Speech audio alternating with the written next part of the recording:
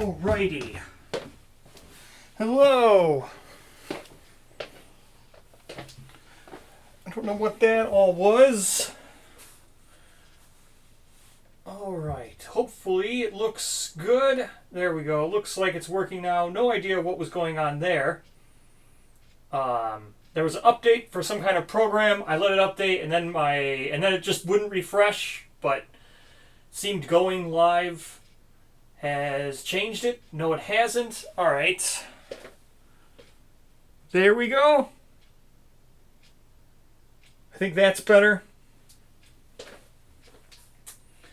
That looks better, I think. Right? Did it switch over? There it goes.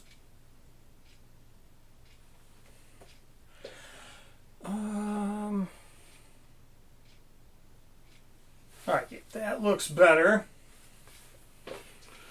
No idea why this camera keeps doing the auto menu. Doesn't like it, so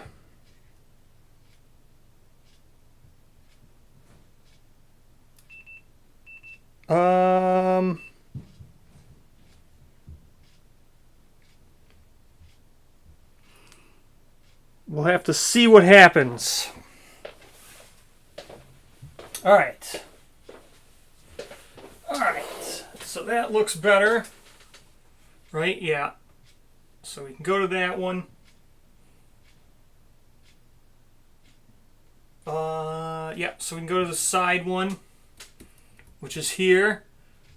And then we can go to top down, which is here. And there we go. Everything is better.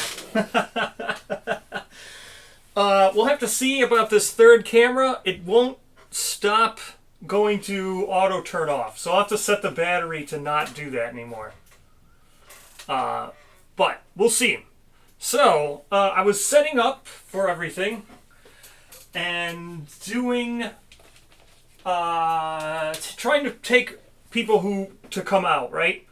But then I remembered that, what is it here? This one. We did principal conviction, right? And all departing survivors are gaining +1 luck. Right? Isn't that what we're getting? So I kind of have to rethink now who we want to send out because everyone's going to get +1 luck. Oh, this is the Gambler's Chest book. I don't need the Gambler's Chest book. This is the regular book. Yeah, I think conviction gives all departing survivors +1 luck. I'm just going to double check. But that's going to make me rethink who we're sending out. Principal, new life, death. Conviction. Oh no, we don't. We got the for understanding. So we're good. We didn't get +1 luck. We got the for understanding, so we don't need to worry about it. All right, so we can just send out whoever. I don't know who we're gonna send out though. Probably send out Jiminy as the scout. Can give him back his scavenger kit. Yeah, we'll give him back his scavenger kit. So the thing with the scavenger kit is it's heavy. And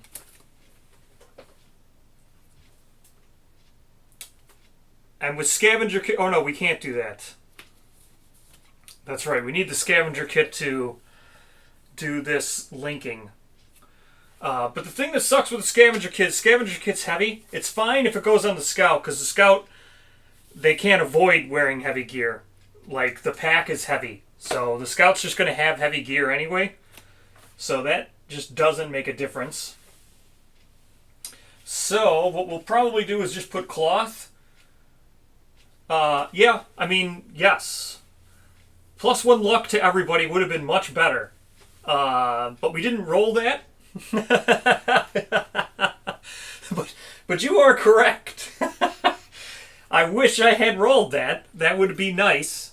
But it wasn't a choice kind of thing. Just we didn't roll the +1 luck. All right, so we have fingernail whip. This is Hella. I'm trying to just see who we need to go out with. Hella, yeah, Hella's good to go out with. So let's talk about other stuff. So I was able to get some clarification on bloodlust. Bloodlust. Where's that disorder? Bloodlust has errata needed. So this was the disorder we were talking about. But this should be during the showdown only. So the errata is that. So there we go. It's bloodlust. I did get a new thing as well. A new green screen here. So I'm just looking to make sure it's reading okay. It looks okay. Yeah, it looks fine. So, but this we were talking about bloodlust. This is errata. It should say during the showdown. So, we can't cheese this and get a bunch of speed and plus strength stuff. So, bloodlust. Taste has a list of questions. Taste will answer them when they have a chance. And that's just that. So, unless there's something where, like, the only times if there's something where I notice it, like, right away, like the bloodlust thing, and then before I go and make a whole mess of things by playing around with bloodlust, then I try to get the answer right away. But other than that, like, other things, like, there's other things that just don't matter that much. Like, they're not going to make me feel like I cheesed a whole encounter. So those ones, yeah, Taste will do it when they get a chance. So Gertrude here. Gertrude should probably also come out, I think. Yeah, all these other people seem like they're all okay.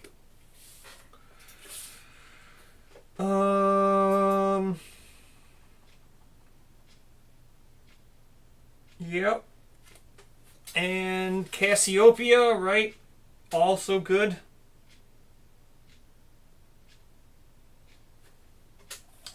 All this looks okay. Yeah, she's high roller too. All this other stuff looks okay. She's got herself a shield. Maybe we'll be able to wound with that. We will see. All right. So this looks all good. I think we're all fine. We don't need to do any different stuff. We'll just take out the people we had planned on taking out anyway. So we're taking out Kroll, Cassiopeia, Gertrude, Hella, and Jiminy. Same people from before. It's taking on a level 1 Phoenix. I think our survival limit went up, right? We're at 6 now, I think. We are at 6. So, let's see. So we still have 3 departing survival. So some people will go up to 6, some won't. Jiminy will go up to 6. Gertrude will go up to 6. Hella won't. Hella's only at 4. Kroll will go up to 6. Cassiopeia will only go up to 4. Alright. Insanity, let's set this. Insanity is crazy high. We're going to go to 23 insanity here with Jiminy. How much insanity this person's going to have now? This person's just going to have 3 insanity.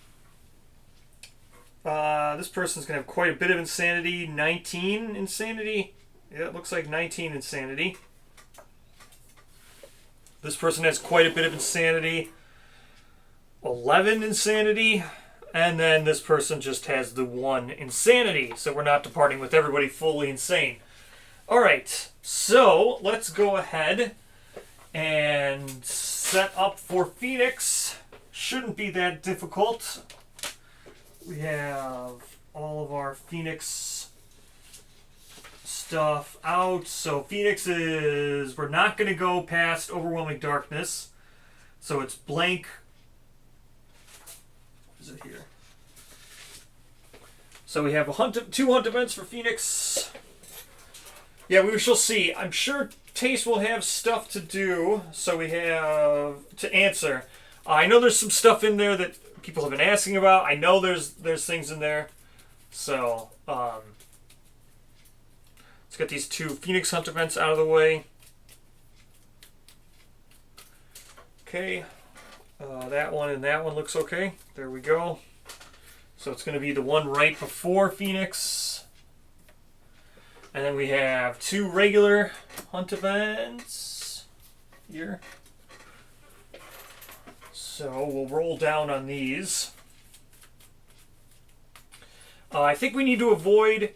There's like one hunt event that's really bad. That would be pretty bad for us. Not terrible, but we have two people who only have like 3 hunt experience. So those people could get erased. Yeah, Kroll and Cassiopeia both only have 4 hunt experience. So that could be bad. But let's roll down on these and see what we get here. Okay, here we go. Where's dice? 2. So we get that one. So that's going to be a random hunt event. And then let's roll down again on this. The first card, okay? So here we go. Whatever it happens to be when I shuffle away from myself, not looking at the first card. There we go. This one. 2 random hunt events, so we don't have to worry too much about it. All right. So that will go there. That will go there. We've got Scouty Boy.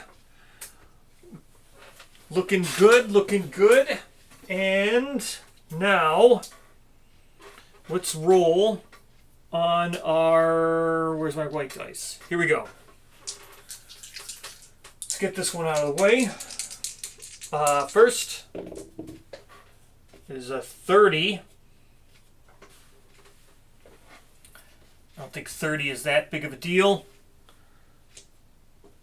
What is 30?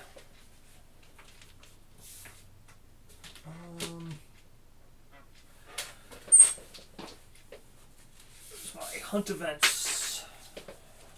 Okay. 30. Was it? Nope, that's 31. Got to go back to the other page.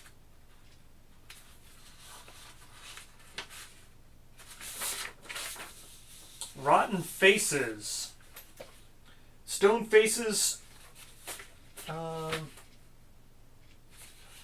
Yeah, the stone faces start to give under the survivor's feet. They are bloated and smell terrible. Each survivor rolls 1d10. Great. Oh, this is the one where you can lose gear. Okay, so this is the scout. Let's not roll low, please. Okay, that's the scout. We rolled a 1.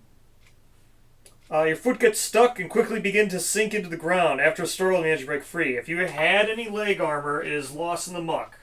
Spend 3 survival or archive the gear.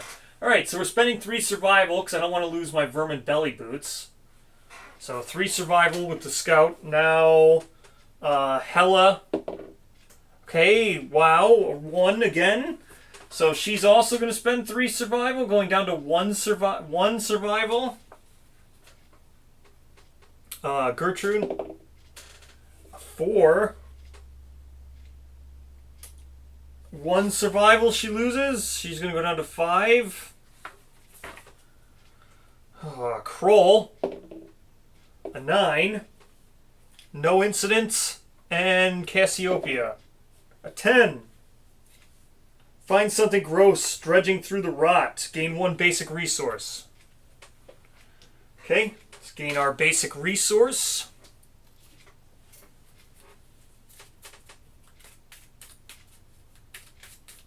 Alright. Oh, I forgot to put down mineral gathering and stuff. The These don't really matter because we're not going to go past Overwhelming Darkness anyway, so we're just going to put them both right there. Just to get them out of the way. Alright, let's get this going. So here's our random resource. Oh, that one. I like that one. A monster bone. Alright. Next. We have Fertile Field. The survivors approach a writhing field littered with phoenix droppings. Twisting up through the rocks, some acanthus plants grow vigorously, while others wither and disintegrate before their eyes. All survivors suffer 3 event brain damage and gain 1 understanding. Okay, so Cassiopeia loses all her insanity. Kroll goes down to 8. Gertrude goes down to 16. Hella loses all of her insanity. Jiminy goes down to 20 insanity. Alright. If any survivor has a bone sickle, they gain 1 fresh acanthus. Alright, so we're gaining a fresh acanthus. If any survivor has a scavenger kit, they gain 1 mucilence droppings.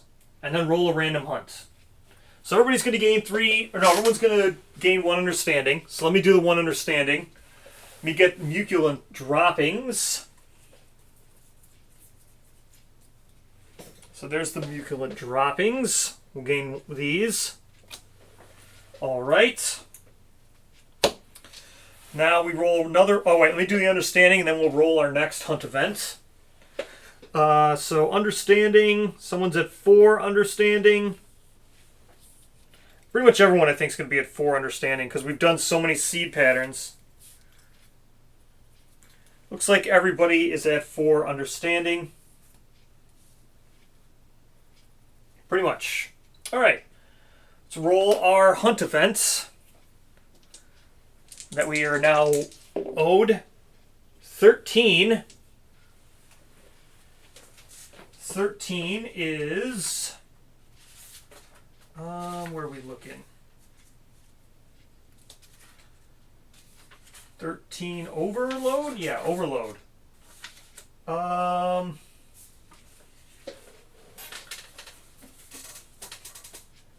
Understanding for departing? No, someone got 4 understanding. Just as part of that, like, whole thing. They just got 4 understanding for the conviction principle. The event revealer falls to their knees, which is Gertrude. Yes. Sobbing uncontrollably, they simply had too much. They lose D10 survival and gain a random disorder. This isn't good. That's 2 survival, so she goes down to 3, and she's going to gain a random disorder, so we'll have to do that as well.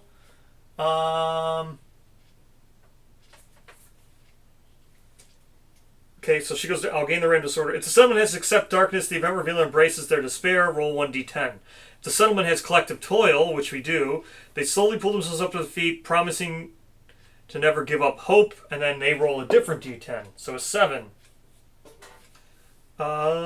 You briefly touch the bottom of your misery and return to full awareness with new experiences to share. If any survivor returns to the settlement this year, gain +2 endeavors. So we're getting 2 endeavors for free. Like, we don't have enough endeavors already that it takes us like 2 hours to do a settlement event. We'll now gain +2 endeavors for returning. Alright. Mineral gathering and herb gathering. Let's go do these. So, mineral gathering first. Where is mineral gathering? We get this out. Mineral gathering, mineral gathering. Where is mineral gathering? Come on. Oxidation, King's Step. Nope, oxidation. Mineral gathering, here we go. Okay, mineral gathering. Each survivor with a pickaxe. So we have 1 survivor with a pickaxe. They're going to go ahead and roll Here we go. This is actually Hella who's rolling. Lantern 10.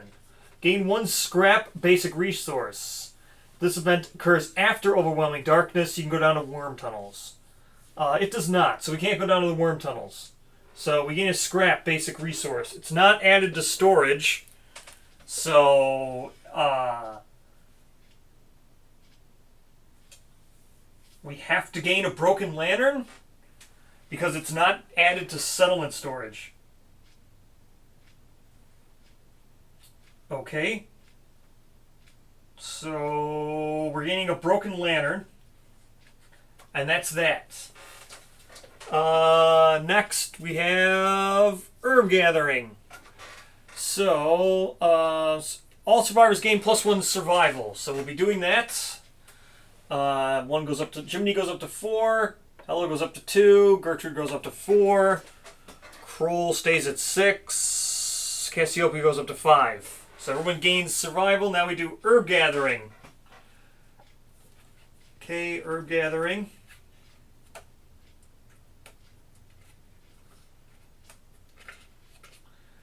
Okay.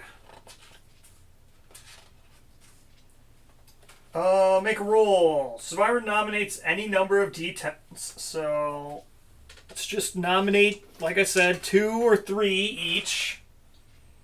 2 or more, the die results are the same. Add +10 to the final score. We're not past the Overwhelming Darkness.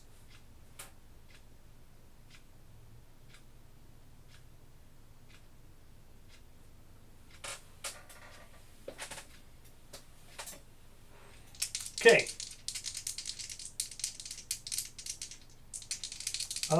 So we're just going to do 2. Well, we'll do 3 each.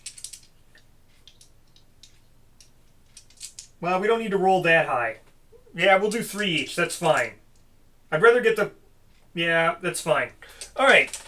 So we'll do 3 each, starting with the Scout. So what is that? It's 14. Next, Hella. Yeah, I can do 4 or 5 per survivor, but I need confirmation as how to read this because I've always read it because it says, to make a gathering roll, a survivor nominates any number of D10s and rolls them. If 2 or more die results are the same, your score is 0. Otherwise, add your die results to determine the gathering score. So, I've always read it as if it happens once, then you don't get to add everything together because you rolled a 0. But yes, people have pointed out that maybe it just means for that one survivor. I don't know why it would be an otherwise clause. You would just say if 2 or more die results are the same, your score is 0. Tally all survivors' results. It wouldn't say otherwise. Otherwise, is a condition. But I know, it's also that Kingdom Death isn't written like computer code. Yeah, Kingdom Death doesn't write like computer code. Doesn't read like computer code. So it's fine. It could be that only that one survivor's 0, and then you just do it. You just add everybody's survival anyway, or you add everyone's scores anyway, regardless of it saying otherwise. So I've always only rolled 2 or 3 with everybody, and then 75 plus is pretty lucky. But yeah, I guess if you just rolled 4 or 5 with everybody, you're pretty much guaranteed 75 plus all the time. You only need 3 people to be able to roll it if you roll 5 dice. So Hella, this is Hella's roll. So we're at 14. 7 and 8 is 15. So we're at 29. Gertrude.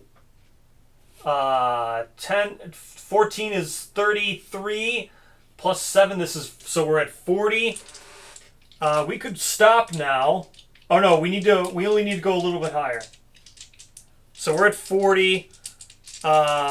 We could do 2, we'll do 3 more with Kroll. So 50, 56. We don't really need to roll anymore because even if we go to 75 plus, I don't really care to go 75 plus. So I just want the 3 survival. So we're not going to roll anymore with Cassiopeia. I just want the 3 survival. So we're stopping at 3 survival. So yeah, what we get? We got to 55. Only rolling 3 dice with everybody. I think it's still doable. I know everyone else is saying, well, if you only roll 2 or 3 dice, it's like impossible. Well, I mean, I just did it. Pretty easily, I must add. So we're at 55, so I need to roll a 20 with this person. Let's see if I would have got it. I would have gotten it. So I would have gotten 75 plus with everybody only rolling 3. So I'm not 100% hard sold on the fact that you need to roll 4 or 5 plus, otherwise it's impossible. I'm not hard sold on that. I literally just did it. My first time, even trying, only rolling 3 with everybody. So, do you have cooking for 3 survival? No, you gain, what is it? 2 fresh acanthus resource if the settlement has cooking. Oh yeah, we don't have cooking. That's right. I should have just stopped at 44. Oh well, that's fine. That's right. That's attached to cooking. I'm so used to taking cooking. Because before Gambler's Chest, cooking was good. Cooking increased your survival limit. You could actually cook with stuff. But Gambler's Chest, cooking is awful. Cooking is not even worth taking. It does nothing. So yeah, we don't have cooking. Yeah, 12d10 is average 66. So you...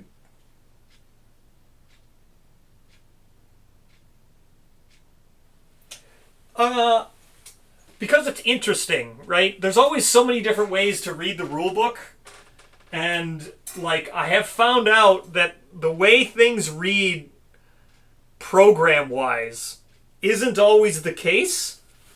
So, it's always good to hear other ways of people reading the rules, because sometimes that's the intent of the game. There's been cases where I've been playing too difficult. This might be another case where I've been playing it too difficultly. There's other cases where I was playing too difficult because that wasn't the intent. So it's always interesting. Yes, cooking is still okay, but I would never take cooking with Protect the Young and Graves, because everyone's going to be born as a tinker. Even without Protect the Young, everyone's born as a tinker with Saga and Graves. So if you take Graves, cooking is not very good. Alright, let's continue on now with our basic hunt event. So everyone's going to just gain... Well, we're getting 2. I got to get a Broken Lantern. So let me get out the Broken Lantern. So there, we gained a Broken Lantern from Mineral Gathering. And we're gaining 3 fresh acanthus, which is fine. I'll get them out later. So we're getting 3 fresh acanthus. So that seems fine to me. All right. So random hunt events.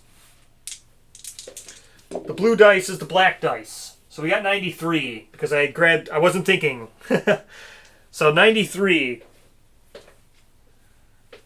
93. Oh, isn't this didn't we get this already? Is this Cloak Stranger or something? Why do I remember 93 being something we've already rolled?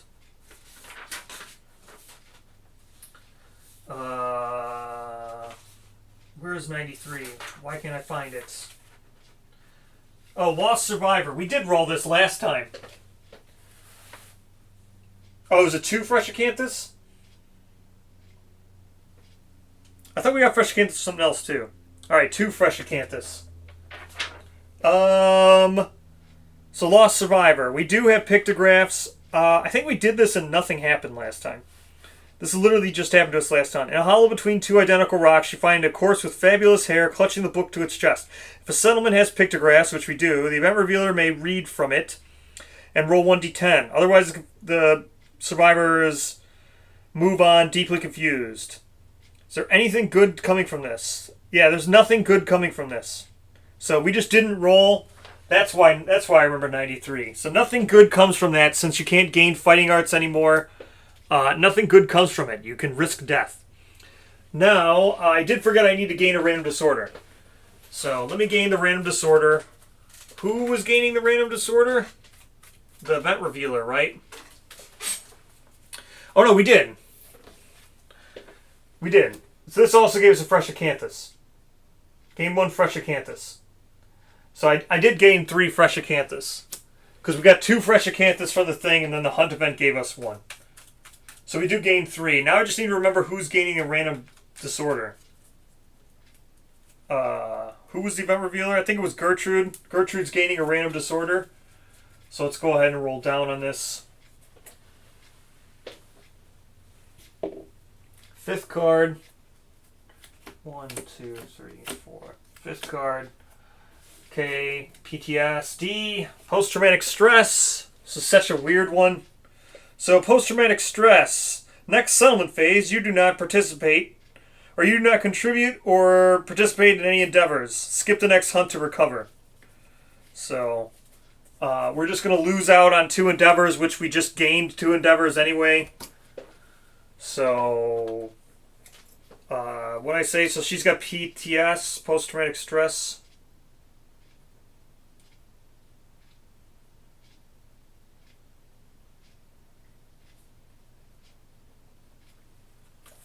So the 2 she loses from being a tinkerer are the 2 we gained from that other hunt event. Now, final one. This event revealer is Cassiopeia. The survivors pass a ruined settlement. To center, an altar holds a lustrous feather. It illuminates the ghostly image of frozen worshippers. Each survivor rolls 1d10. The lowest scoring is the straggler. Straggler cannot resist grasping the feather. Okay, so let's roll, find out who the straggler is. Scouty Boy. Oh, great. So Scouty Boy. So now we have Hella. Pretty much is anybody going to roll lower than Scouty Boy? Okay, Scout. Great, Scout. Straggler instantly forgets the cell of their life. Set the survivor's weapon proficiency and hunt experience to 0. They may gain the benefits of age again. Oh, this, I don't know how this works. This is currently up for debate with Taste. I have no idea how this works. So, yeah, I have no idea how this works. So, we're going to do it. Going to lose weapon proficiency, which he doesn't have anyway. Yeah, this stupid event is on the thing for Taste. Okay. I don't... It says that they can gain their age benefits again, which I don't... I don't know. Where did I put my eraser? So I gotta erase all of Jiminy's stuff. I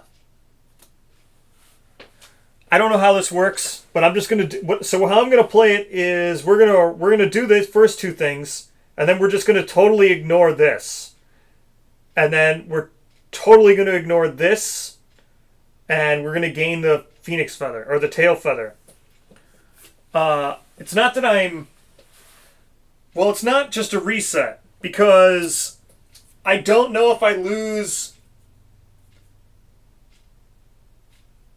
I don't know if I lose all my knowledges. I don't know. I don't know. I don't know if it means I lose all my knowledges. I don't know if it means I'm going to have to ponder again. Because this first milestone isn't an age milestone. The first milestone here is not an age milestone. It's just a regular milestone. See?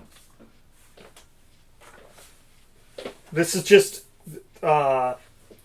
this is not age 1. This is adaptive philosophy is just a regular old milestone, just like retired, right?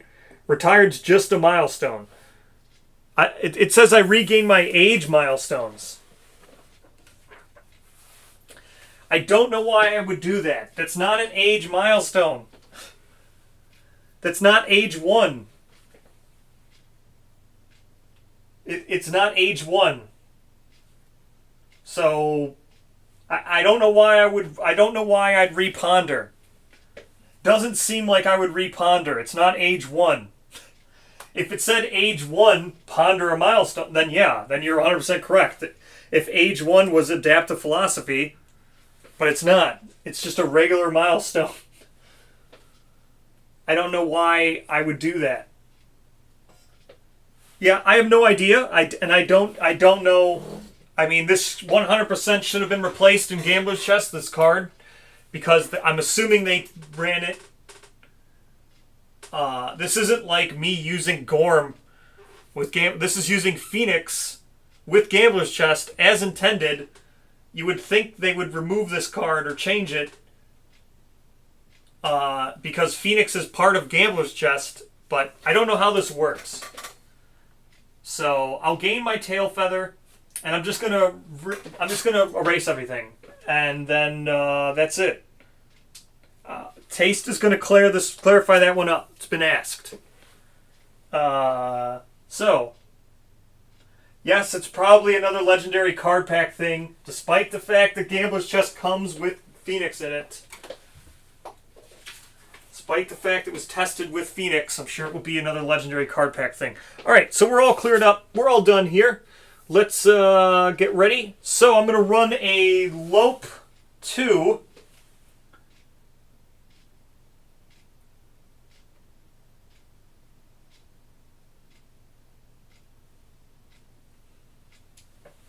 No, adopting a philosophy is a once in a lifetime, once per life thing. The adopt philosophy is a milestone. It's a once per lifetime milestone. Right? It's just like retired. Retired is not age. But if you retire, then you're retired.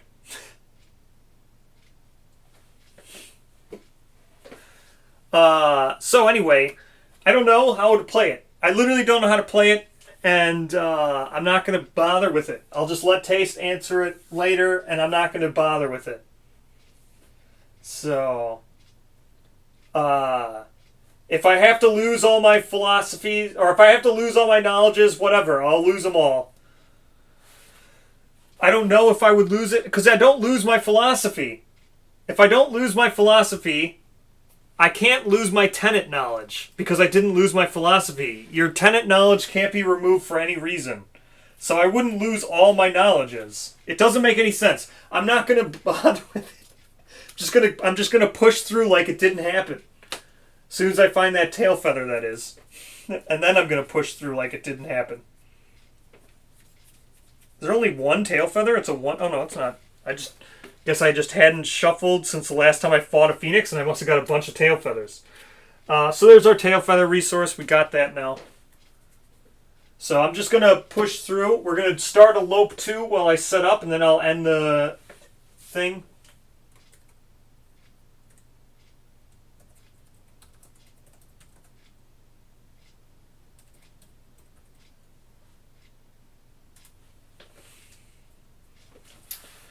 Okie dokie. Yep. So we're going to set up for Phoenix. I've already got the deck all set up and everything. We'll talk about Materialize. We'll do all that stuff. Materialize and Zoom and all that. Or Zeal. We'll talk about all that.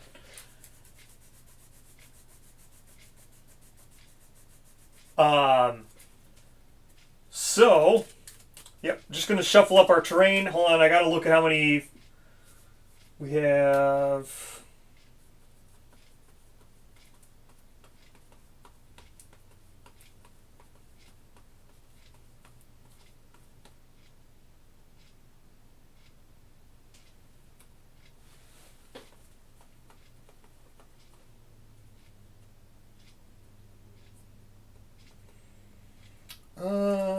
We only have one?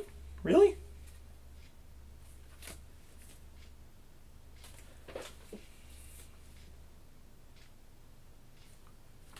Huh. We only have one person with Physononymy 2. All these new survivors that we've been making don't have Physononymy 2. Alrighty. Well, Okay,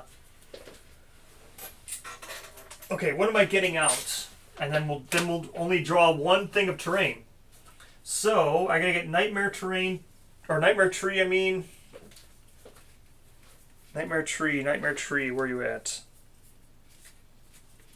Where you at, nightmare tree? All right, so nightmare tree, got that.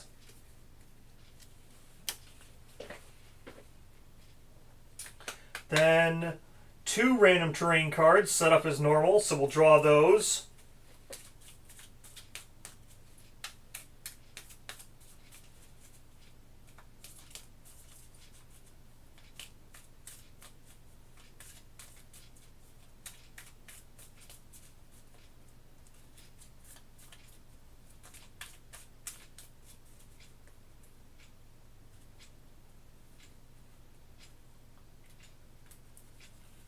Oh, philosophy. So adopt a philosophy is not listed as a once per lifetime event. All right, so I guess they're going to have to adopt a new philosophy. That'll be fun. All right, so here's our random, whatever, that one.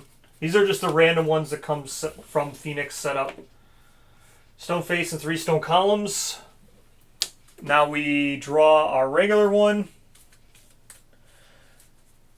Okay, so yeah, he's gonna adopt a new philosophy when he gets back to the settlement. Or well, he won't, because he's only gonna have 1 hunt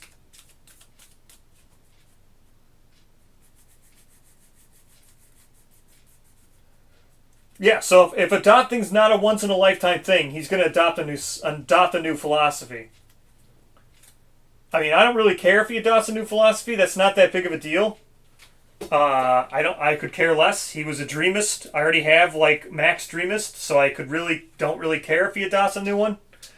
I also don't really care if. Well, the thing is, if he loses all of his knowledges. Well, I know the act of adopting a philosophy is not once per campaign. I'm saying, is that milestone a once per campaign milestone? When you reach adopt a philosophy, is adopting a philosophy listed? I can read it in the rules myself, but I know you can get multiple philosophies. This is for our physiognomy person. Let's see what we got. So we're going to take the tall grass, because I think we got acanthus anyway, right? We got acanthus. No, we didn't, but we'll take the tall grass. Yeah, I know you can adopt multiple philosophies. I'm saying that if that milestone itself cannot be adopted. I'll read the rule book real quick. I'll just look. So, philosophy. Where's Ark Survivors? Here we go. Philosophies are critical. The pace at which each philosophy has its own Hunt XP milestone that indicates blah blah blah. Record these. Okay. Adopting philosophy.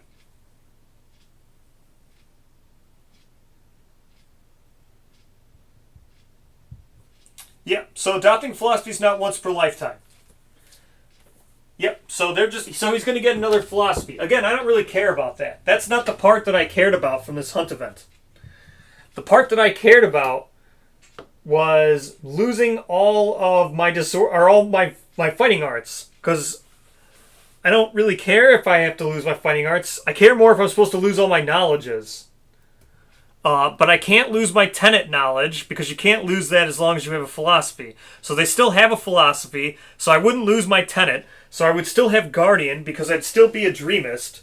So I'd still be sleepless, because I'd still have my neurosis at the time, and I'd still have guardian. But I could lose my other knowledges, which it doesn't say I do, but I have a feeling I'm probably supposed to.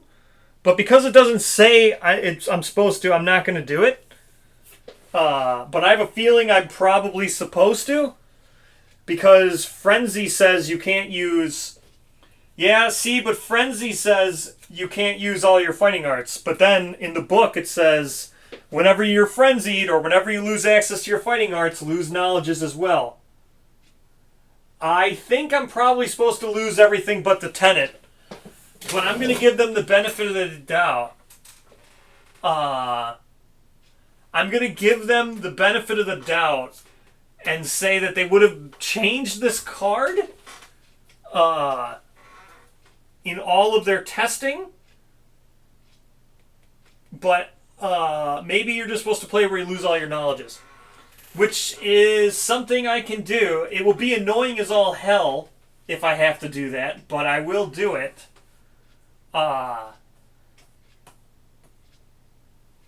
So I'm probably supposed to lose all the knowledges. That's how I think it's probably supposed to be played, but if it was supposed to be played by that, I would think that they would replace the card with a different Phoenix card. Judging that Phoenix is still in this, and they gave it indomitable resources and stuff, and they gave it patterns, I would think that they played it, so they would probably replace that hunt event. Nightmare Tree, I don't have Nightmare Tree out. Tall Grass, I do. Giant Stone Face, I do. What's the other thing? 3 Stone Columns, I do. I just had those, actually, because I just cleaned them up. Here they are. I gotta go get Nightmare Tree. Nightmare Tree.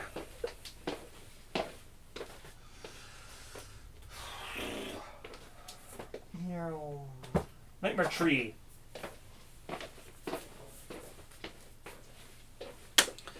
So, there we go. We got our Nightmare Tree. 1,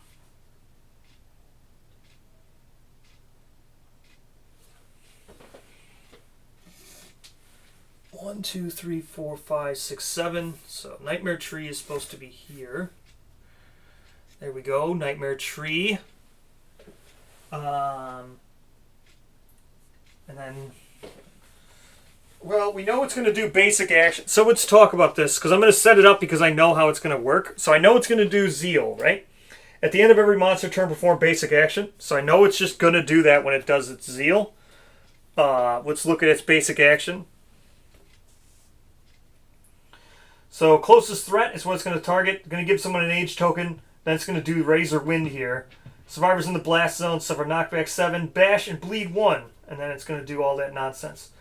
And that's in the facing. So that's what it's going to do. So we know it's going to do that.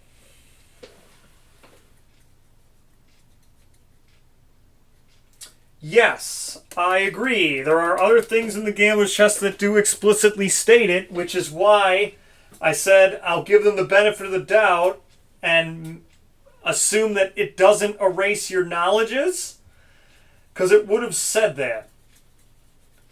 Like, I think it would have said that. So I'm going to just give them the benefit of the doubt that they're not supposed to lose knowledges. But maybe you do. I don't know.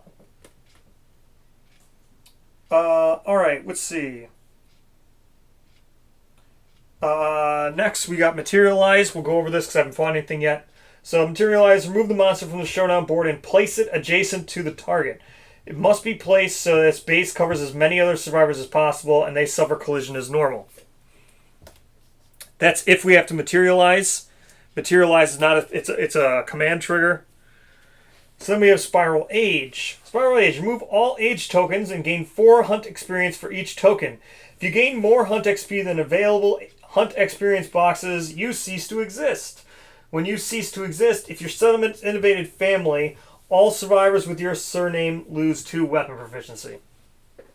We don't have family, I don't think. If we do have family, I've never bothered doing a surname yet, so we don't have to worry about that too much.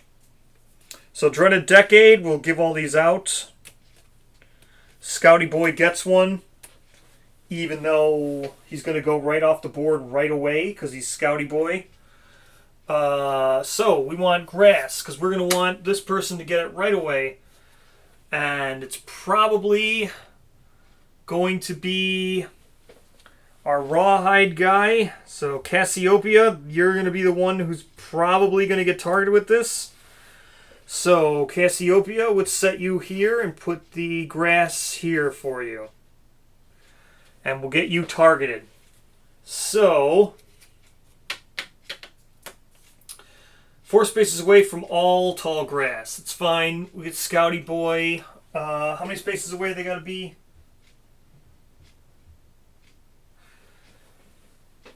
So 1, 2, 3, 4, 5. We'll just get to here, right?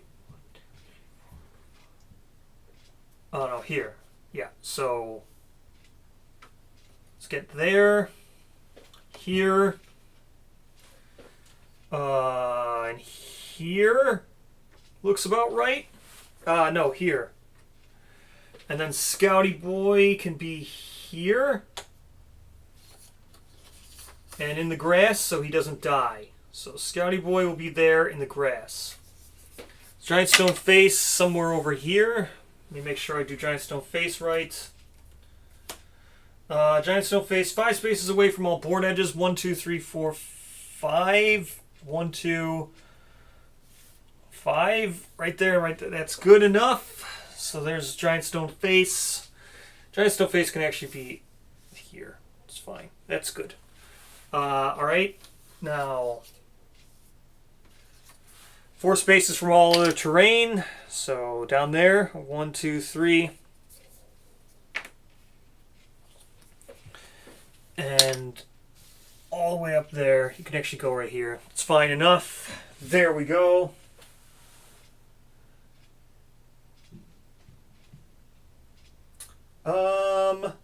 I wonder if they don't have you lose that as if the player has a low survivor population by the time it reaches Phoenix. Yeah, losing knowledges sucks. I mean, I'll lose them if I have to. Like I said, I don't lose Dreamism, so I can still re-roll right now.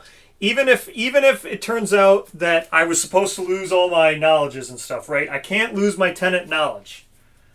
So even if I do re-rolls with Guardian, I would still have that. Because I can't lose my Tenant knowledge. So I don't feel like we're going to have too big of an issue. The only thing that will happen is I'll just lose my observation here on my other stuff. But that's fine. Like, it doesn't really matter. It's not that big of a deal. I just don't want to erase it if I'm not supposed to. I'm not saying that you don't lose it. Because I think you do lose it. What I'm saying is, I'm not going to erase it, because if I'm wrong, then, like, I'll forget the knowledge and all that stuff, and it could take weeks for Taste to clarify it, right? So, it could take it could be the end of the week. Or if I don't see Taste, I won't get it clarified right away. So, like, I'm doing it out of I'm not going to erase it because it tells me I'm not supposed to. So I'm going to do what the card says. Not because I think it's right. I think it's wrong. I'm probably supposed to lose my knowledges. But I'm doing it because if I turn out to be wrong, and I'm not supposed to lose my knowledges, at least then I'll have tracked all my observations rather than erasing everything and just making a muck of it. Whereas if I erase everything, then it's just like, alright, whatever. So we'll just erase all these knowledges. I'll remove it from the knowledge deck. It's easy fix. I'll just not count it, because the things I'm losing are, like, not even that big of a deal. It's like Tenacity. It's like, who cares? Like, he's on the Scout anyway. The Scout's the one who was, like, who cares? Like, it's not even a big deal.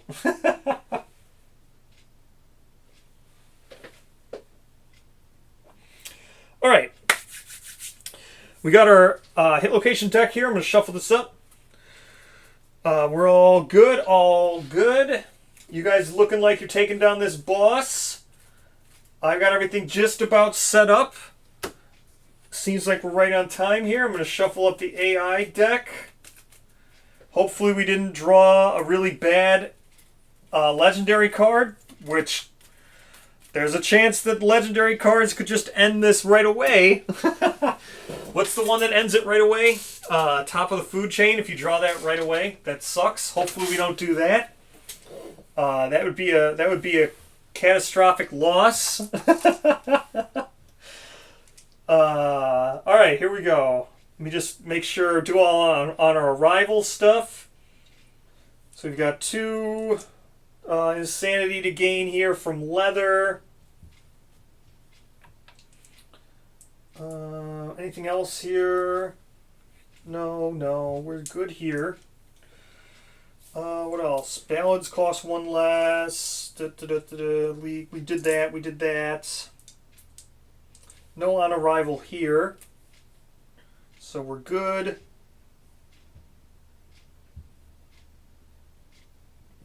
Top of the food chain's not the one. There's one that I'm thinking is really bad. Deja Vu would be bad. I don't want to do Deja Vu.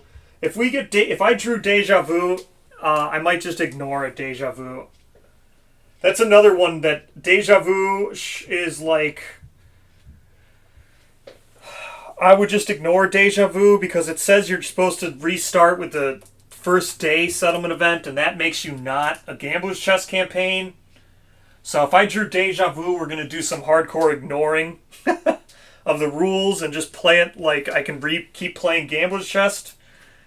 Deja Vu is another thing where it's probably going to get redone in Campaigns of Death.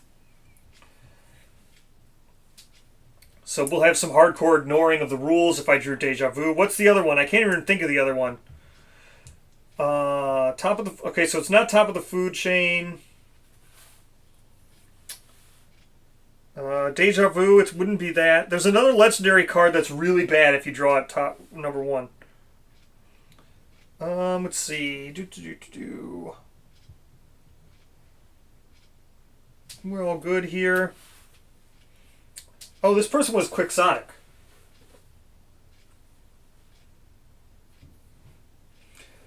Yeah. We could get 25 age tokens. I don't know. I've had 25 age tokens before. It can happen. It's just a bad roll. Right? Like, you just give everybody 2 age tokens, you're right at 10. Like, right away because of the scout. Like, if something gives everybody 2 age tokens, because we have 5 survivors now, we'll literally be at 10. Like, right away. We're halfway there after 1 card if something gives 2 age tokens.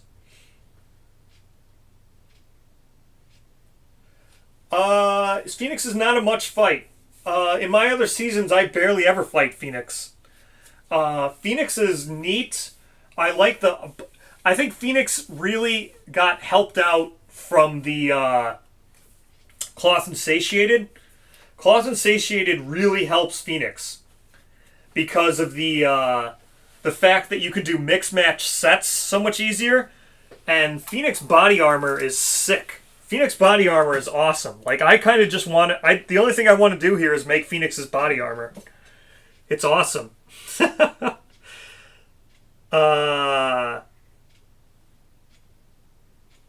So, like, Phoenix really got helped out by Cloth and Satiated. But Cloth and Satiated isn't, like, a non-Gambler's Chest thing. You have to use Arc Survivors because it's a CC reward, which is interesting to me. But it is what it is. What am I looking at? 2 bleed, right? Yeah, I got 2 bleed. My arms are at 4. No, 3. I've got 2 bleed. Alright, yeah, we're all good. And then...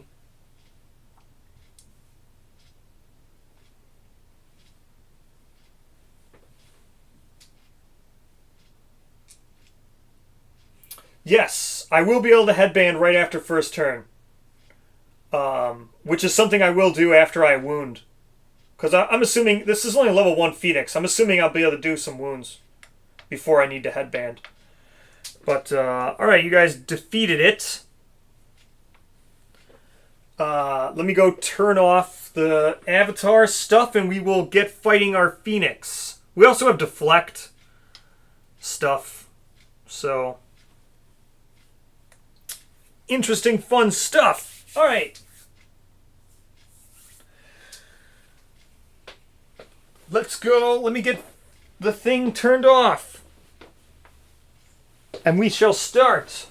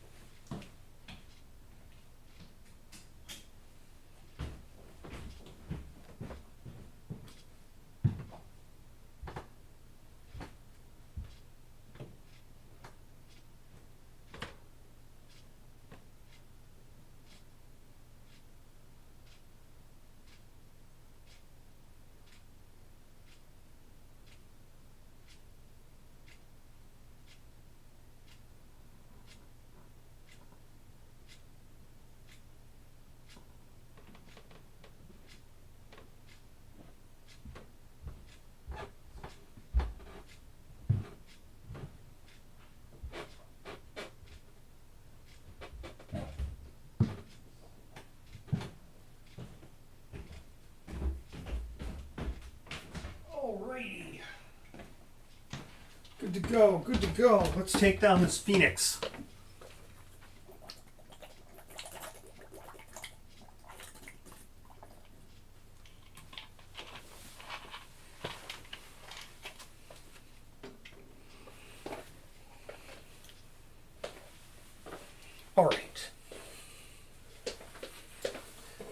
All right. Phoenix time.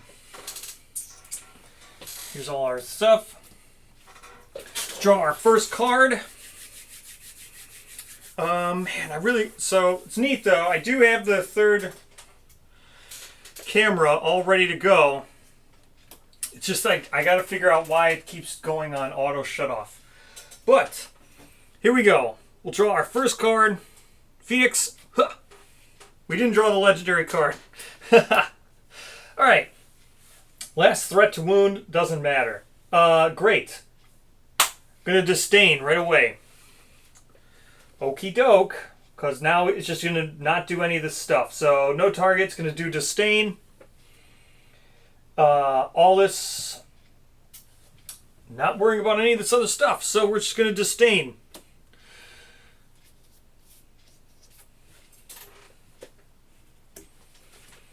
So, place the Phoenix at the center of the Nightmare Tree. Already done.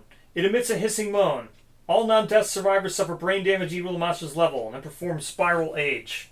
And end the Phoenix's turn. Spiral Age, or Age, I mean? Spiral Age.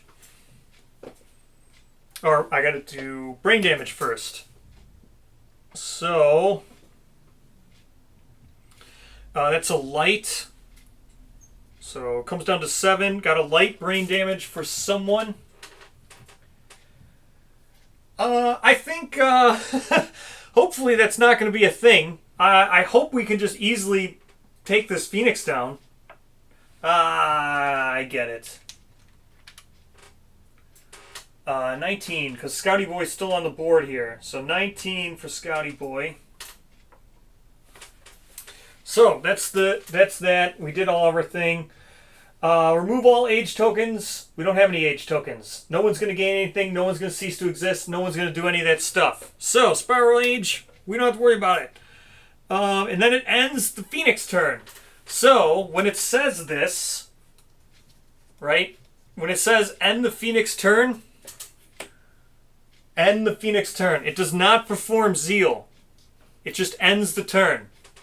So, we don't need to perform Zeal. That's great. Alright. Let's figure out now what we want to do. I think we're just going to Scouty Boy out of here, like, right away. I think we're just going to nope right out. Yeah, we're just going to nope right out. So, Scouty Boy nopes out, like, instantly. Or, you know what? We can nope out after this. Because we might need to use Guardian. So let's move him away. He's going to move for 4 because he's got his boots. So 1, 2, 3, 4. Just in case we need a Guardian, we won't nope out right away. Alright, now let's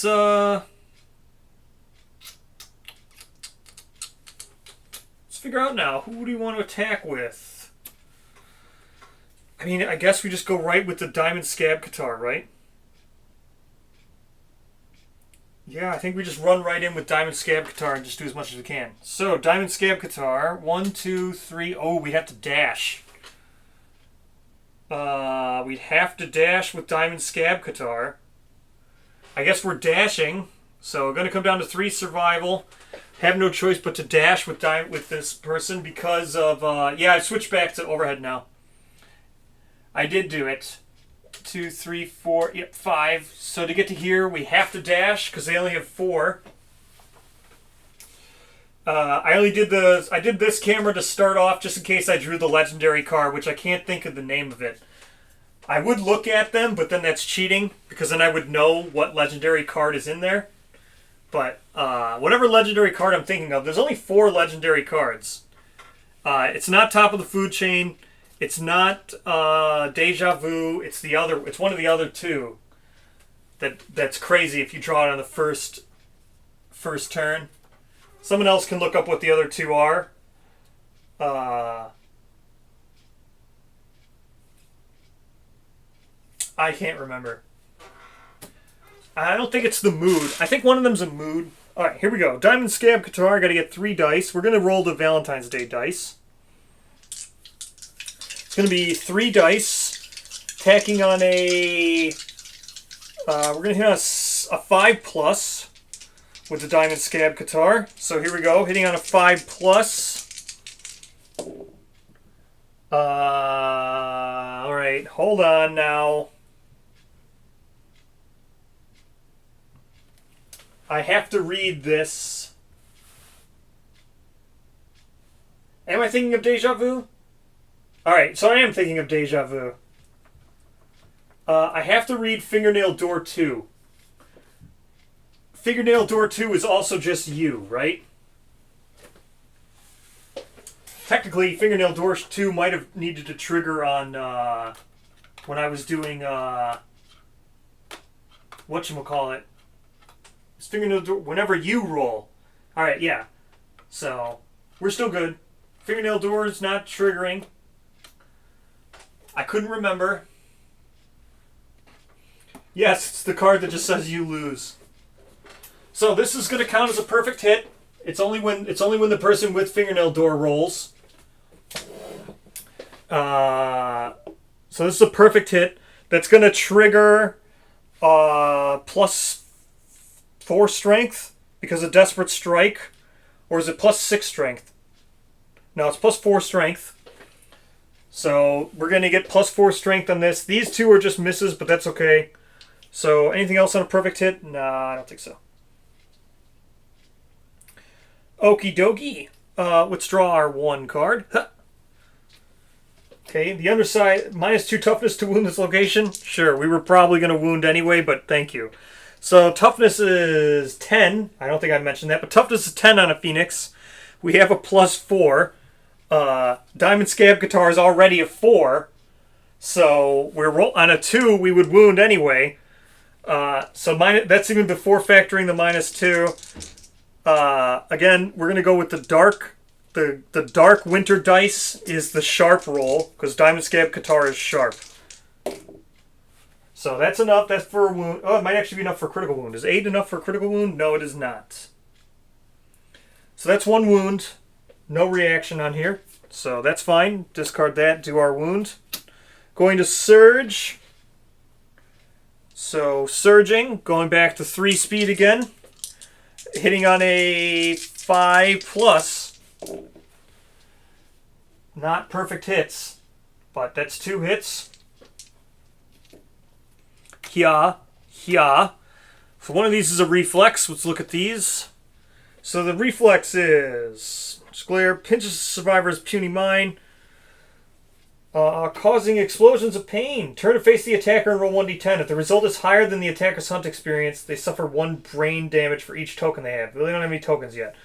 So we're just going to do that 1 second. Let's go ahead and attack this. Again, sharp is the blue dice.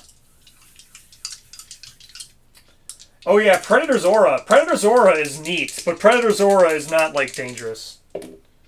So that wasn't a 1. This is the actual attack, and then, I mean, this is a 9 plus whatever we had.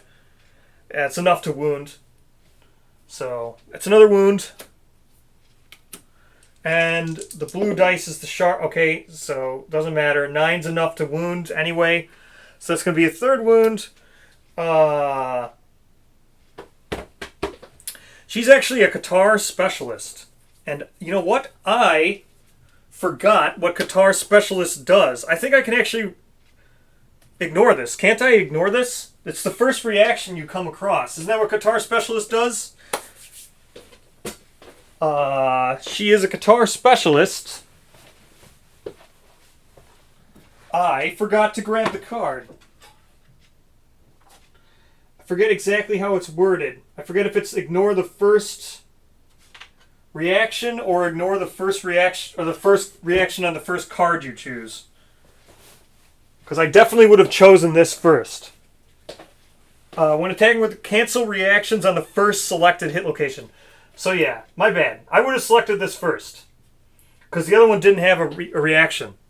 So let's just cancel this reflex. Not that it matters, but we're just going to cancel it. 9's not a crit. It's not. She's not deadly. She doesn't have any luck. 9's not a crit. I just had forgotten what Qatar Specialization does. Or I didn't forget what it does. I just forget how it was worded. It's not on the first reaction. It's the first selected one. So, I definitely would have done this to ignore it, because the other one didn't have a reaction. So, now that I remember how it's worded, there we go. So we did our wound. Done our 3 wounds now. Let's mark. So, mark her thing. If she survives, she'll be at 4 proficiency on Qatar now. So, that is that. Let's go with whistle 2, or ham fluter, I guess. We'll go with ham fluter. 1, 2, 3, 4, 5. Yeah, we'll ham flute it up. Ham fluter attacking. Ham fluter is 2 speed, hitting on a 6+. I did not. I rolled high. Didn't I roll the gain the legend caller thing or whatever? Didn't I roll high? Didn't I get the 6+? I'm almost positive I got the 6+ for the legend caller. I think I wrote down someone was a legend caller. Let me double check.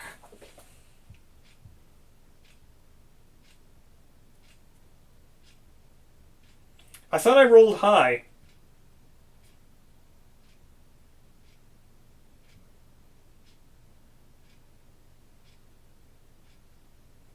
Well, I'm not seeing that I wrote down legend caller. Maybe I did roll low. Did I roll low? If I low rolled, then yeah, everybody has +1 luck. If I low rolled, I don't know if I did. So I'll have to go back and look. So we're here, we're ham fluting. Going to gain 1 survival, 1 insanity. That's 2 hits because we hit on 6+. Gaining 1 survival, go up to 3. 1 insanity, we go back up to 1. Yeah, I think I high rolled principal conviction. So that's 2 hits. Oh, we got super dense. Alright. So we're going to do this one first, to the displacement, because that will send him moving if we do wound him.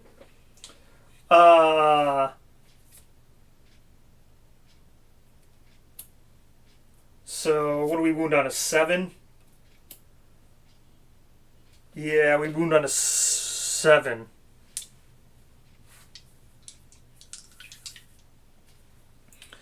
Alright, so we're wounding on a 7.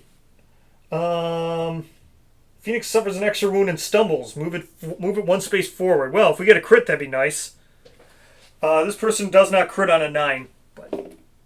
So 7 is a wound. It's going to do a wound. Place the Phoenix anywhere along the board edge furthest from the attacker. Furthest from the attacker is that one or this one? This is 1, 2, 3, 4, 5, 6, 7, 8, 9, 10, 11, 12 away.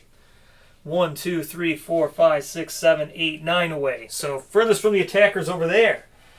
If the attacker has any age tokens, they do not. Nope, we're not going to be able to do any of that stuff. So we got rid of the super dense one, which is fine. So that's going to be 1 wound.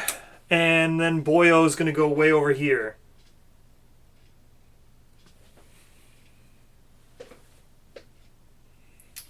It did say place, right? Place the Phoenix anywhere along the board edge.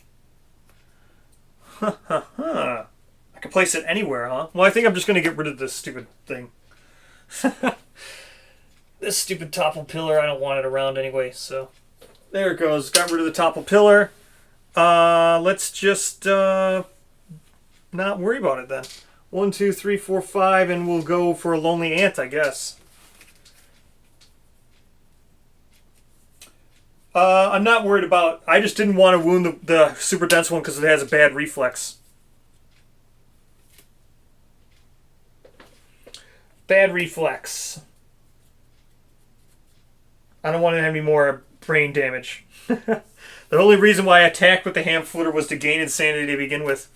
Because they had no insanity. Now they have one.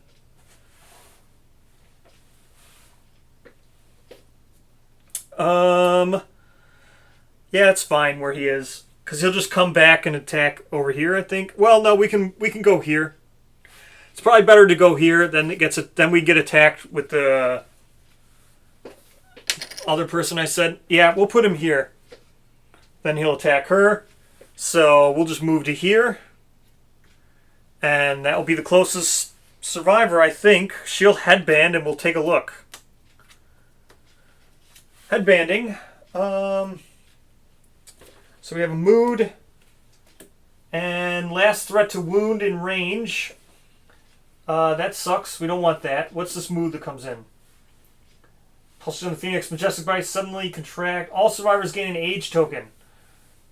Phoenix gains +1 speed. If there are no age tokens in play, discard Rancid Melon Stench. Okay, so everyone's going to gain 1 age token. It's not that big of a deal. I think I might just let him put the stupid mood in play. I think I'm just going to let him put the mood in play. Yep, we're going to do that. Where's the stupid terrain? No. If I can ballad, I will because it increases my perfect hit range. I've done 4 wounds. So, what do I need? 6 to do it? Reduce cost of ballads by 1. Yeah, I only need to do 2 more wounds and then I'll ballad because it increases perfect hit range. So perfect hits are nice. All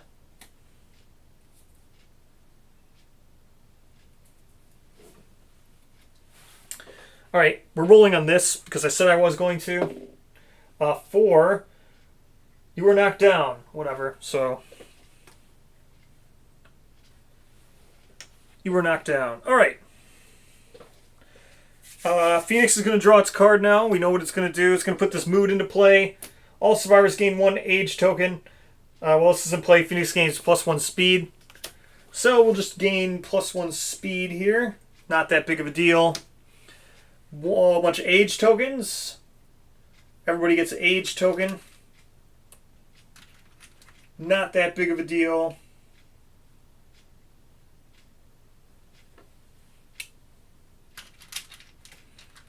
Scouty Boy, I guess we just leave Scouty Boy on the board some more because I can use his Guardian. So Scouty Boy is just going to go to here and we'll use some of his Guardian if we have to. Alright, next. He stands because he was knocked down on our turn. So he stands at the end of the next monster turn. 1, 2, 3, 4, 5, 6, 7, 8. She can't make it there. 1, 2, 3, 4. 1, 2, 3, 4. She can't make it to him, so that sucks. She'll just go to there. Now, Kroll, I think, can make it to him. So Kroll can go 1, 2, 3, 1, 2, 3, 4, 5. Get to here. So Kroll has to dash. So Kroll's going to dash 1, 2, 3, 4, 5 to get to here. And then he's going to dash to get to here. And now he's going to activate his Crimson Dress. Oh yeah, I forgot about basic action. I forgot about Zeal. I always forget about stupid Zeal. Zeal is stupid. I did forget about Zeal. Closest threat facing in range. That's right. It's just going to target her. So, target gains a 2nd age token. That's fine. It's going to be 3 speed. It's actually good. I wanted to target at her anyway. So it's going to gain 3 speed. We're going to yoink this 9 with our dice grabby. And then these are just going to be nothing. So these are misses. We yoinked a 9. So this does nothing. And then we just get knockback 7 and dash. So we could actually dash. Might as well just dash. We're going to spend 1 survival. See if we get it back. We do on an 8. So she stays at 5, and we're just going to dash. Boop, boop. And now he does his whatever blast thingy. Razor Wind. All these and nothing happens. So that's Zeal. So we got ourselves a 9. Now we can crit. Because she does have +1 luck. So we got ourselves a 9. Might as well go exchange it and use our high roller, right? Might as well. We'll attack and we'll try to crit something. It's worth... We can just attack from here. She'll just attack from here because she's got the longsword. And then we'll do all the same exact moves we were going to do anyway.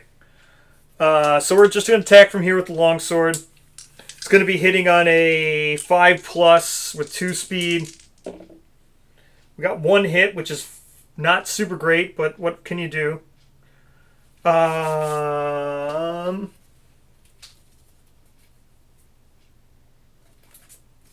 Yeah, whatever. Can't do anything about it. Yeah. So I guess we just going to cause a critical... Yeah, it's a good one to get a critical wound on. So we're just... Well, we'll roll, and then we'll decide if we want to... So she crits on an 8. Oh, she crit anyway. So we're going to gain 2 small phoenix feathers and do a wound. 2 small phoenix feathers. It's a good one to crit on. 2 small phoenix feathers. It's 1. 2 small phoenix feathers. That's that. We could surge, but I don't really think... I mean, he has 1, 2, 3, 4, 5, 7 hits left. What we're going to do is we're going to ballad. So 1, 2, 3, 4, 5. Oh no, I need 1 more wound. I need 6. We got to wound 1 more time to ballad.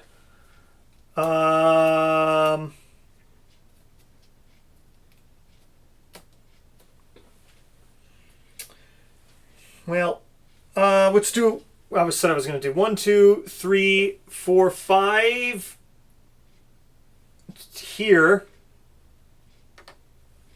to get to here, and then we move.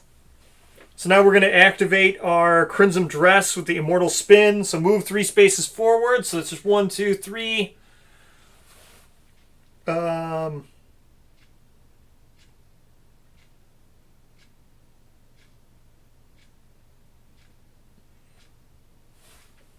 Activate with bleeding, whatever. So, what do I? No, it's only 2 speed.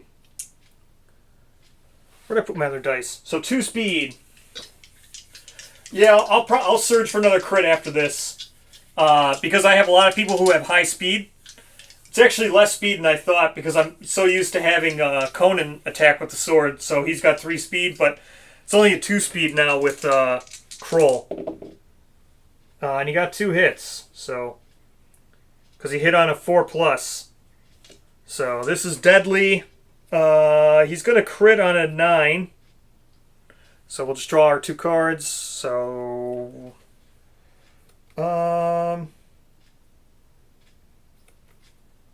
oof. Well, both these are going to trigger rewind. So let's go ahead and roll first. We're going to wound on a 9 because the scrap sword's deadly. So we're going to wound on a 9, or we're going to crit on a 9. All right. So what do we wound on? So we're actually wounding on a 3, 4, 5. So we're actually critting. We're wounding on a 4. So this isn't even a wound. All right. So this isn't even a wound. Let's just say we failed this one here. Oh, but this one could knock it down.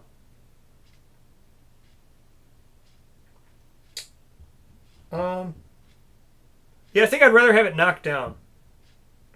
Well, no, whatever. We'll just say that. So we have sword specialist. I have sword specialist. That's why I was debating on what I'm going to try to cancel. All right, let's try to do this one and knock it down again. So. Wounding on a 4, critting on a 9.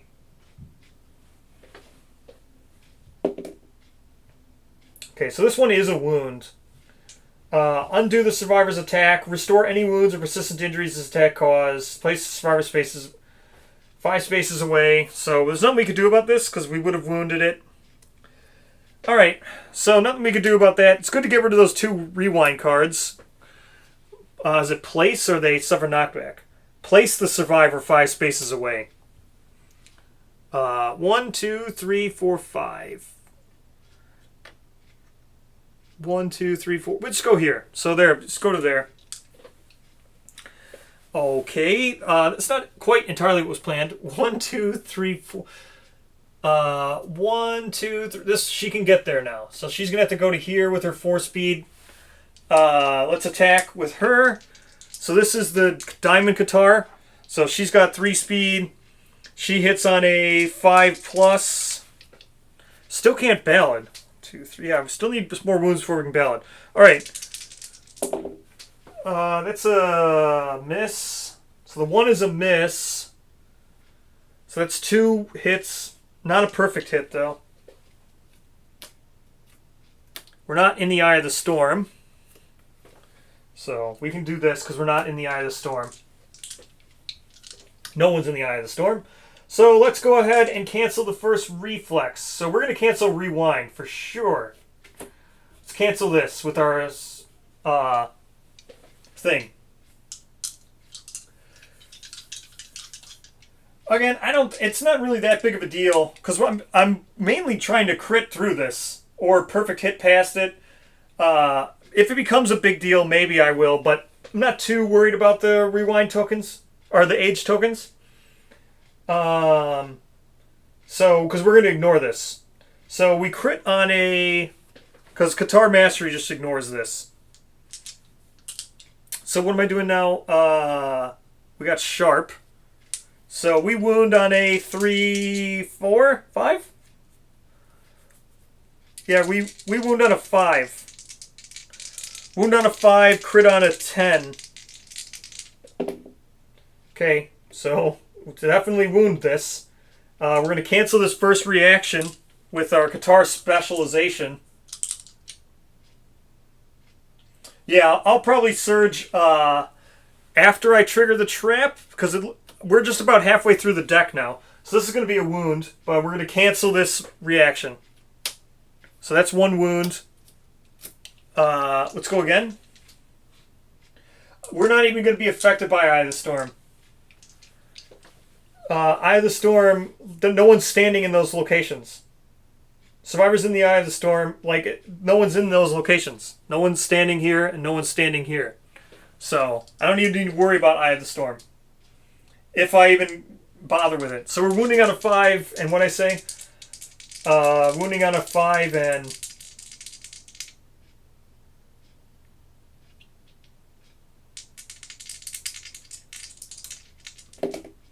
Okay, so critical... Oh, no. Yeah, that's critical. So this cancels this anyway. It's going to get -1 damage. Doesn't even matter. No, I don't care. What? I don't care if I get knockback. My attack's over. What do I care? Why should I care if I get knockback? The attack's over. Look at where Phoenix... This dude's already here. He's already at the end of the board. I don't care. All right, why should I care? I just told you. I'm like, there's only 8 cards left. What am I going to do? So you wanted me to surge into here. No, you wanted me to spend my dash to get into the Eye of the Storm and then surge into the trap? I just told you that the trap... I have 10 cards left in the hit location deck. I'm probably going to trigger the trap. So what do I care if I get pushed away? I want to trigger the trap before I start caring. Bash. Who cares about Bash? She's in full leather. She's in full leather. She's in full leather. You ignore Bash. I don't care. I literally don't care if I get Bash.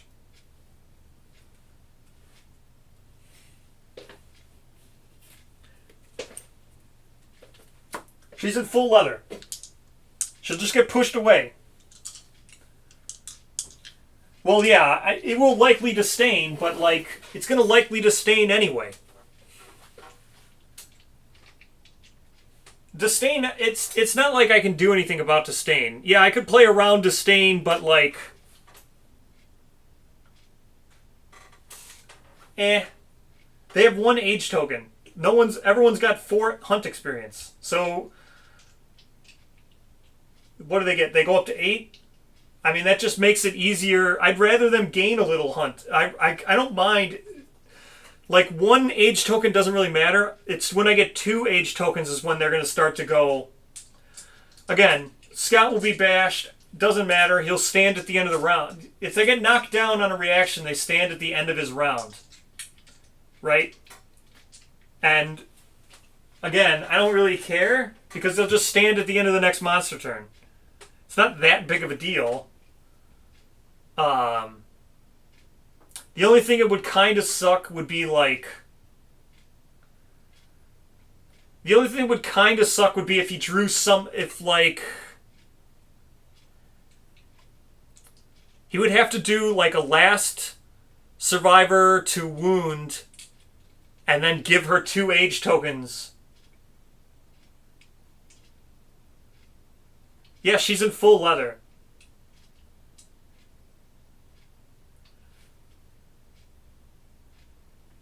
So, again, I critted out of it anyway. If the only way it would really make a difference would be if he draws a last target to wound, then he would target the Guitar Girl, who would be standing because she's immune to bash, and then gives her age tokens, and then triggers Disdain. Other than that, he's got 4 wounds left. I think he's dead. Like, I'm not too worried about planning 4 rounds from now when I think he's going to die next round. He's got 5 wounds left. So 1, 2, 3, 4, and then basic action. He's got... Again, I don't think I really care that much. He would have to give out 2 age tokens and perform Disdain in 1 round before I kill him. He's got 5 hits left. Well, I critted out of the damn... So he's got no age, and I did my wound.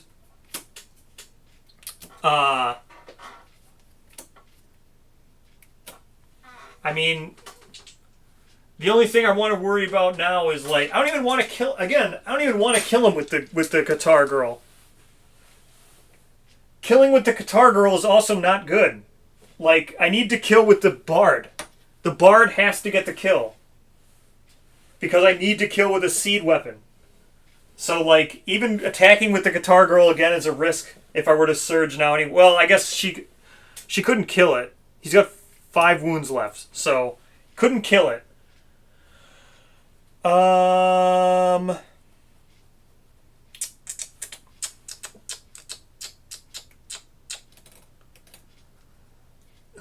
don't want to attack because I don't want to hit the crit. Yeah, I mean, if this would have been a Phoenix level 2, then yeah, I don't want to be knocked away. But like I said, it's not that big of a deal because I don't really care. He's just going to fly to someone, or he's going to put himself here. What I'm really hoping for is he just comes back here and then I attack with the Seed Pattern card. That's what I'm really hoping for. But now I don't know if I want to surge or not. I don't think I do. If I surge, I'll probably trigger the trap. Let's see if I'm right. Let's see if I trigger the trap. So there's the cards. Let's surge. If I trigger the trap, I'll be very upset. I would have rather gotten pushed away than trigger the trap. So she's going to surge. She's going to go down to 2 survival. Let's see if I trigger the trap, I'm going to be very upset.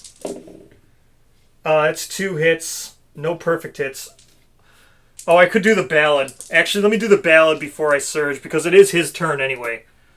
So let me archive, what did I say, 6 cards? 1, 2, 3, 4, 5, 6 cards. Now we do Ever on a 9+. Perfect hit on 9+. She still didn't perfect hit, but I hit twice. So if I draw the trap here, I'm going to be very upset. I didn't. Another Eye of the Storm. Again, I don't really care about Eye of the Storm. Let's cancel out. This time we're actually probably going to cancel out of Eye of the Storm with the Guitar specialization, because Basic action. I kind of want her to get hit because I have unyielding. So I think I kind of want her to get hit so I can trigger unyielding. Oh no, unyielding is not for getting targeted. Unyielding's for a severe injury. She's never going to get that. Let's just trigger her out of Eye of the Storm and just get basic action. Or maybe he'll perform displacement and go back to the center of the board. That would be helpful. So she wounds on a 5. We got that. So that's 7. Whatever. So this is a wound. It cancels this reaction because of the guitar thing. So that's 1 wound. Failure, I don't think it's going to happen, but we'll see. Didn't happen. So 7 and a 3 is 10. Doesn't matter. This is a second wound. Now we're definitely in trap triggering territory. Let's figure this out.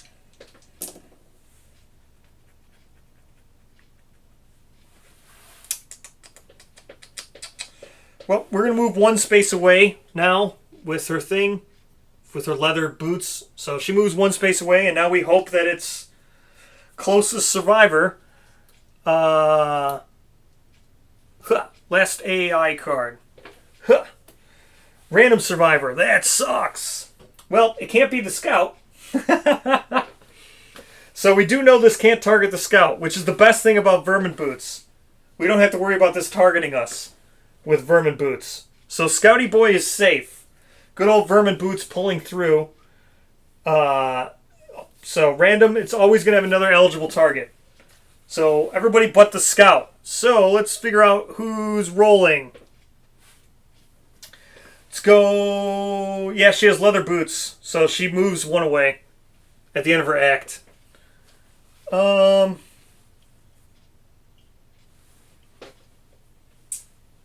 lowest roll. So here's Hella. So it looks like this is probably going to target Hella. Here's Gertrude. Oh, so those 2 are tied. Kroll. Cassiopeia. So now for Hella again. Okay, now for Gertrude again. Yeah, so it's going to target Hella, which is fine. That's the Bard. It's who I wanted to get targeted anyway. Target gains an age token. Not super great for the Bard, but that is what it is. Target is doomed. Materialize and attack. So materialize. Place it adjacent. I'll just put it on here. It's fine. Must be placed so it covers as many other survivors, right? Yeah, so that's fine. Put them on top of the thing. Can't worry about it anyway. Target is doomed. Materialize and attack. So it's going to be speed 2, which is fine. Speed 2, because he's got +1 speed. What am I doing? I hit on a... Well, it looks like he has no evasion. So it just hits normal. So it's accuracy 2+. It's probably going to be 2 hits. It is for sure 2 hits. Damage 4. Knockback 7 and bash. Well, we don't want that to happen. So we're going to dodge 1. Oh, wait. When you're attacked and suffer more than 1 hit, ignore 1 hit. So, first we're ignoring this with the Singer Cap. And then we're going to dodge the second one. So he's going to go down 2 survival. We're going to dodge that and be done with this. So those are pretty crappy AI cards to have left. But we'll hope we kill them. Now we basic action. Closest threat, which we know it's going to be closest threat. There's no other way I could have possibly positioned him to get a closer threat. So, closest threat, in range, no target to stain. Target gains an age token. That sucks. So Barney Boy's at 3 age. That does kind of suck now. Move and attack target. Don't need to really move. Just going to be 2 speed again. Or, I mean, 3 speed, 2+, 1 damage, because he's got a -1 damage token. So that's 3 hits. One of these is going to get ignored from Singing Cap. Oh yeah, I was doomed.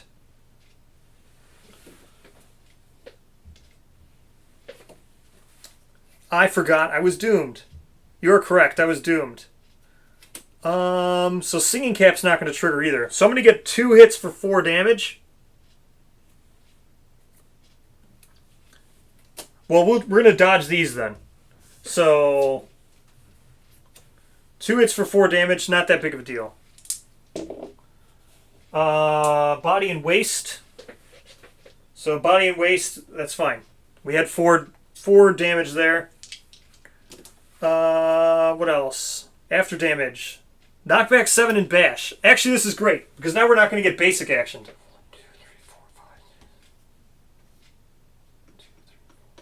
Yes. Knockback 7 and bash is great, because I didn't want to get basic actioned. So now we're basic actioning closest survivor. 1, 2, 3, 1, 2, 3. We're doing the tank once again. So stealing, we can steal some dice.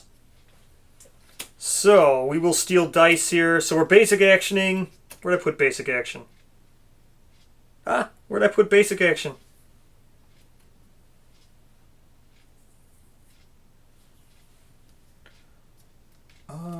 Actually, I want to do it like this, because then it's just going to do its thing here.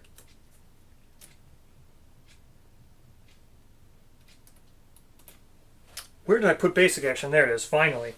Okay, so closest threat, again, it's going to be Rawhide. So it's going to target her. She's going to gain an age token. It's fine. She doesn't really need, it doesn't really matter. 2 speed. Accuracy.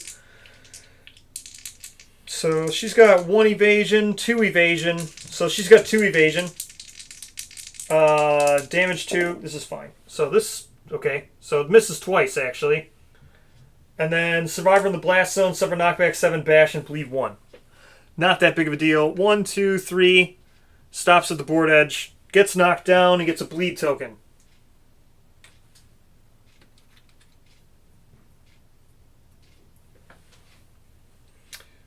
Bleed token for her.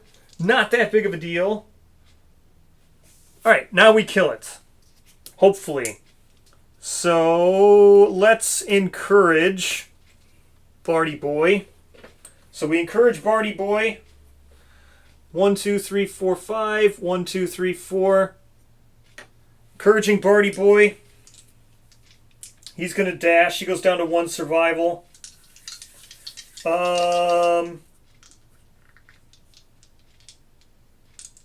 This should be fine. So, we're going 2 speed, hitting on a 5+. Yeah, 2 speed, hitting on a 5+. Only 1 hit. Not good. Yep, not good. So we can't do anything about this. We do not crit. Yeah, we don't crit. So this just nothing happens. Great. That sucks. I guess we attack with the Qatar. I really don't want to, but at the same time, yeah, trap time's coming. That's why I said I don't want to attack with the Qatar, but we will, because I kind of want to kill him. So we're going to attack with the Qatar and be done, hopefully now. 3 speed, hitting on a 5+. Good, we only hit once. Trap time? Not trap time. First strike, though. Oh, wait, this is a bad card. Oh, no. You must roll to wound this first. The attacker may cancel it. Well, that's fine. We don't need to worry about this. I hate this card normally, but we're going to cancel the reflex because we're a guitar specialist. So, normally this card sucks. That's a crit? No, not a crit. Should give her a luck charm, but whatever. Not a crit. This is a wound. We're canceling the reflex because of guitar specialization. So, let me reshuffle these last 2 cards. Man, now I can't. Okay, so we did another wound. He's got 2 wounds left. Okay, we're gonna surge with Barty Boy. So he goes down to all. He's done with survival. 2 speed hitting on a 4+. Please get 2 hits. Good. That is 2 hits. Now we just need to hope we can kill him. 2 speed hitting on a 4+. Please not be the trap. Not the trap. Oh my gosh.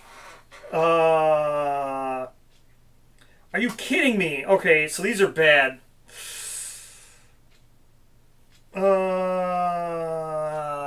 He is in the Eye of the Storm. So let's do the Eye of the Storm first. And then we're going to hope we don't do rewind. So let's do the Eye of the Storm first. Because we are in the Eye of the Storm, so it won't matter. So here we go. What do we have? 4 strength, 5 strength. So we're wounding on a 5. Yeah, wounding on a 5 is not great. Not a crit, because we don't have any luck, but that's a wound.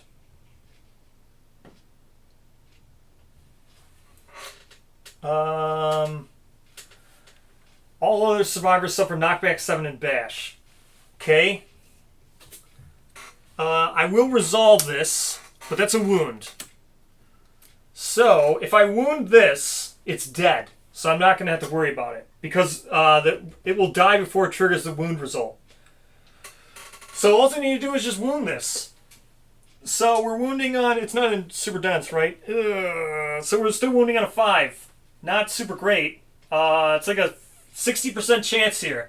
So we get a 5+, it's dead. Okay. Dead. It's deado. I don't need to resolve the thingy. I don't need to resolve all the whatever, because I killed it. We killed it with a seed weapon again. So that's the second ear for Tithe Box. Need 1 more ear for Tithe Box. We don't need to resolve any of this stuff because it's died. Woo! Was the next card the trap? I don't know. There was 1, 2, 3, 4, 5, 6 cards left? So we don't need to worry about anything else. So we now killed a Phoenix. Could have re-rolled too with Guardian or whatever, but we're fine. Don't need to do any of that stuff. So here we go. Let's resolve all this other stuff now. What do I have left to resolve here? Knockback 7 and bash. Don't need to resolve. I need to resolve the 1 insanity. So Barty Boy goes up to 2 insanity. What else do I need to resolve? None of this other stuff happened. I didn't crit. So yeah, we're all good. There's all the resolved hit locations. Was the next card the trap? Next card was a trap. That's happened twice now.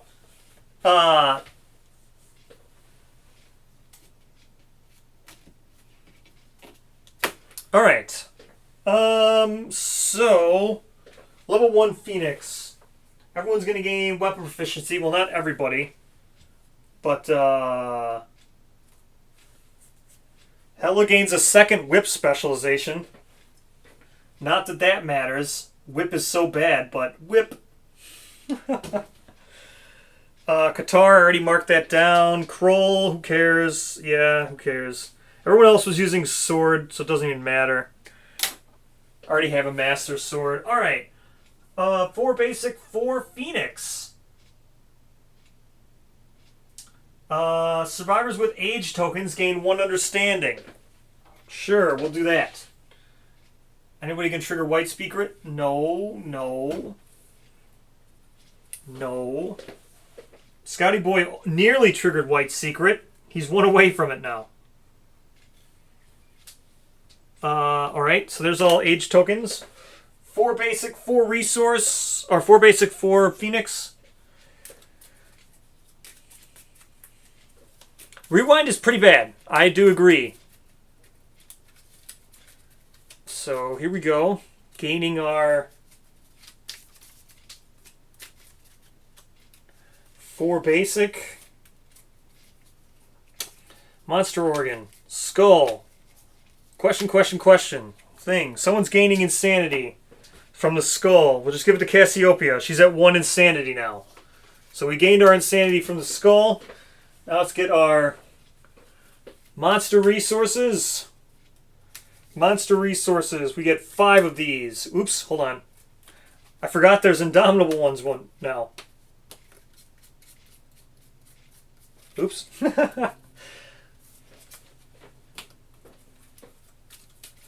Finger of God, maybe. I think we're going to make the armor. The Phoenix armor is great. Now that you can use it in hybrid sets. It was already great in Warlord, but I mean, like, you can just do that all the time now. So, here we go, if we get what we need. So, 1, don't know, 2, 3, 4, 5. Doesn't look like we got what we needed. Phoenix Eye. Ooh, I don't think we got what we needed here.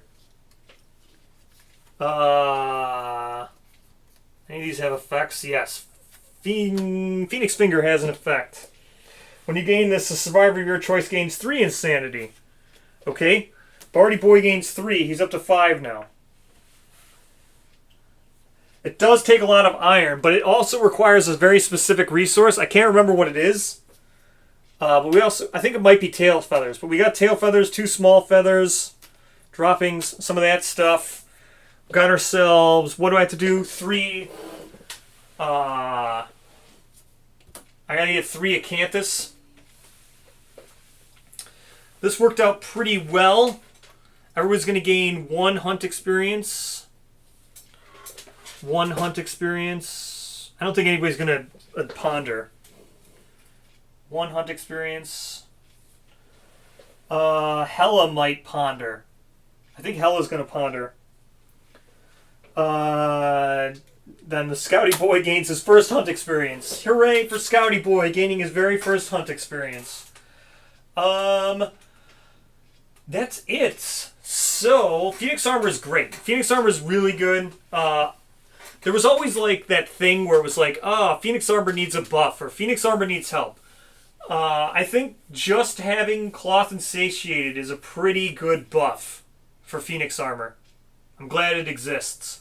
I wish it wasn't a CC reward. I don't know if I'll ever play it as a CC reward. Cloth and Satiated is like my favorite thing in Gambler's Chest. And I will go back to playing, as soon as we're done with this, with the live streams and Gambler's Chest and stuff, I'll probably go back to running another campaign, and I'll probably eventually play without philosophies again. And I'll probably just use Cloth and Satiated. I don't see why they made it CC exclusive, but it is what it is. I love Cloth and Satiated. It's so good. So cool. So, that said, hold on. I think I was supposed to do Tenacity with somebody. Hold on. If I was supposed to do Tenacity, I'm just going to do it right now. Oh yeah, Kroll was supposed to do Tenacity. I just didn't do it with him, so I'm going to do it right now and just say I did it, because I forgot all about it. So we're going to say I did Tenacity twice. With my 2 tokens. I just realized I had them. Wasn't paying attention. I would have just done it anyway just to get rid of it before I killed him. So, yeah, so there's that. We get our CC reward, I think. I will do it right now if we get it. We go up Phoenix 1. Yeah, so Phoenix, we get our CC. So we're at 1, 2, 3, 4, 5, 6, 7, 8, 9, 10, 11, 12, 13. So we're at 14 now? No, are we at 14 or 15? 3, 4, 8, and 6 is 14. So we don't get anything. But now we have Hand and Bone Witch. So tomorrow we'll do Hand and Bone Witch. I'll figure out the third camera. So the third camera will be nice. It just keeps turning off. I need to tell it to ignore going to menu.